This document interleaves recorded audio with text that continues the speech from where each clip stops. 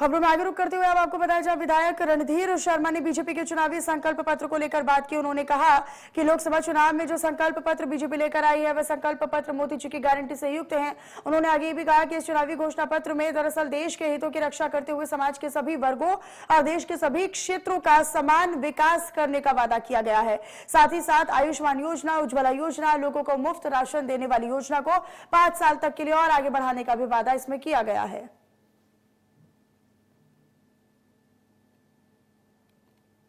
लोकसभा चुनाव की दृष्टि से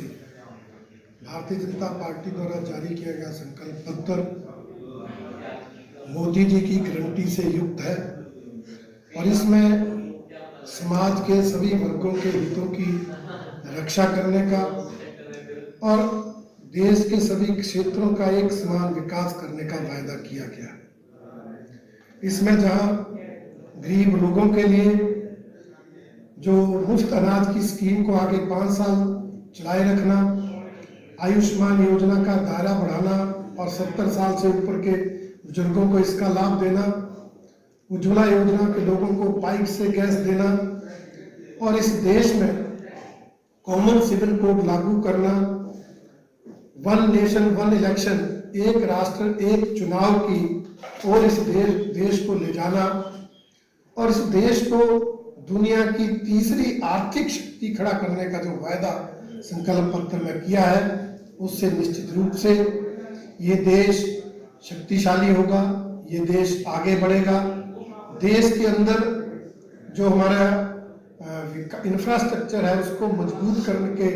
इस देश को विकास की राह पे आगे बढ़ाने का संकल्प लिया गया है। डिजिटल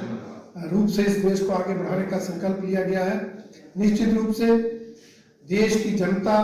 भारतीय जनता पार्टी की सरकार के संकल्प पत्र पर विश्वास करती है, क्योंकि हमारी पार्टी ने जो 2014 और 2019 में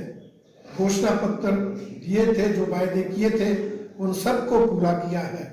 चाहे वो धारा 370 समाप्त करने का हो,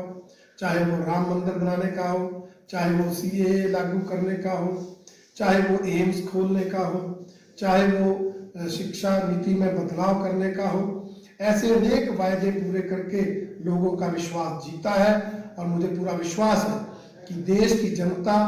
हमारे इस संकल्प पत्र में किए गए वायदों को भी विश्वास करेगी, क्योंकि मोदी जी की गारंटी